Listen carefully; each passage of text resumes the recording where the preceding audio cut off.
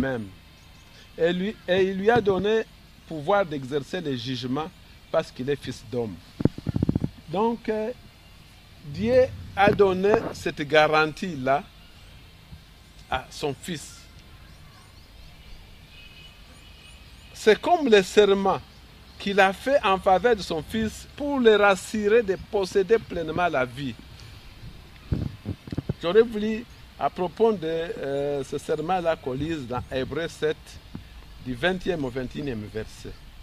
J'aurais voulu aussi recommander la lecture de l'évangile de Jean, chapitre 17, du 11e au 12e verset.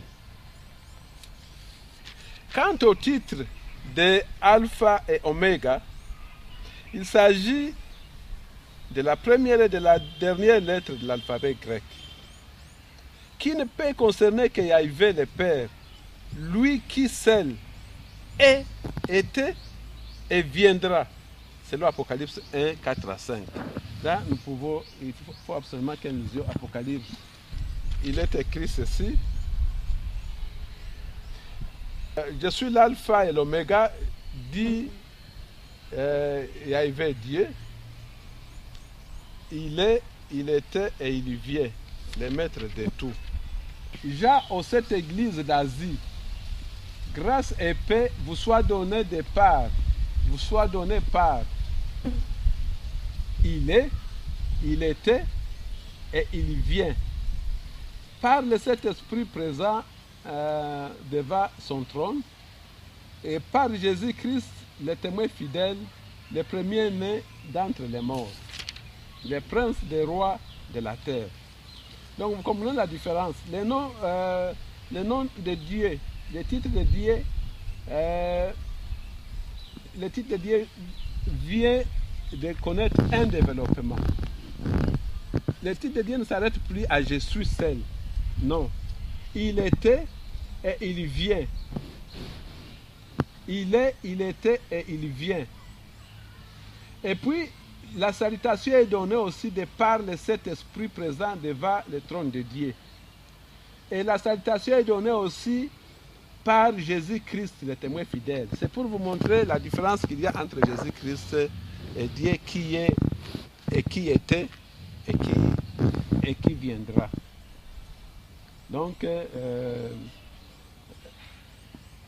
chaque fois qu'on utilise alpha et oméga, on signifie tout simplement la première lettre de grec et la dernière lettre grecque, alpha et oméga.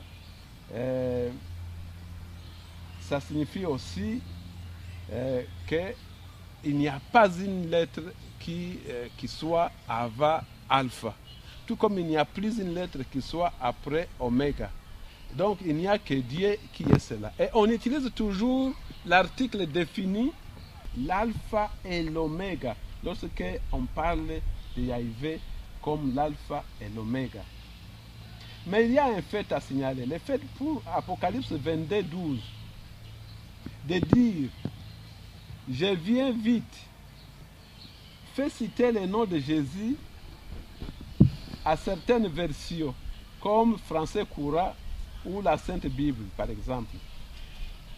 Contrairement aux autres versions plus nombreuses comme Bible de Jérusalem, avec Rampeau, Louis Segon, Monde Nouveau et d'autres, il faut croire, en tout état de cause, que seul l'adorable est Dieu. Là, on peut lire Apocalypse 19, 10, où il est cité, où le nom de Jésus est cité, mais où on renvoie à l'adoration de Dieu, seul. Après avoir cité le nom de Jésus, on renvoie à l'adoration de Dieu seul. Il faut aussi croire que seul celui qui n'a pas commencé est Dieu. Comme c'est écrit dans Psaume 92, il vit de toujours à toujours, et non pas son fils, qui lui est le premier-né de toute créature, comme c'est écrit dans Colossiens 1,15. En dépit de toute la théorie que vous avez pu développer sur la prière Et Paul avait aussi prié Jésus après son ascension. Si nous pouvons lire ça dans 2 Corinthiens, chapitre 12, du 7e au 9e verset. Qu'en dites-vous? Oui, sur terre, Jésus était en mission. Il recevait les prières de guérison et guérissait les malades. Et pardonnait même aux pécheurs. C'est écrit dans Marc 2, du 10e au 11e verset. Nous n'allons plus lire.